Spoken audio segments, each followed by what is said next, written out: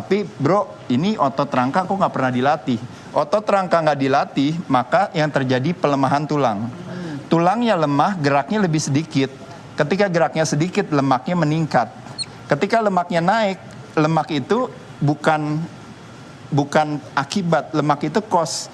Jadi kalau kita lihat apa yang terjadi dengan kalau orang kadar lemaknya tinggi, tekanan darahnya naik gak? Naik. Gula darahnya naik gak? Ya. Naik. Trigliseridanya naik gak? Ya. Kolesterolnya naik gak? Ya. Biasanya terjadi pengentalan darah. Ya. Nah jadi teman-teman, ini yang disebut yang namanya komorbiditas yang terjadi hari ini. Orang masuk rumah sakit gara-gara terjangkit COVID-19, kebanyakan semua punya ini. Tapi kalau pas kita cek kenapa, ternyata kadar lemaknya tinggi. Kenapa kadar lemaknya tinggi? Karena tulangnya lemah. Kenapa tulangnya lemah? Karena nggak pernah latihan otot. Nah jadi poinnya, bicara otot kita rangka, orang mikir ibaratnya, gue nggak mau berotot. Poinnya bukan masalah perlu berotot atau tidak. Otot nggak dilatih, tulangnya lemah, maka lemaknya tinggi. Saya sejak umur 14 tahun, dari tahun 1983-an, 84, sekarang saya udah 52. Dari dulu sampai sekarang, saya otot tiap hari saya latih. Tiap hari?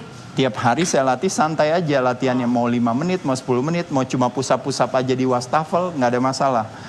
Otot dikencangkan, tulangnya kuat. Tulangnya kuat, gerak saya normal, metabolisme saya normal, akhirnya lemak saya rendah. Lemak saya di kisaran kurang lebih 10%-an. Sekarang nih?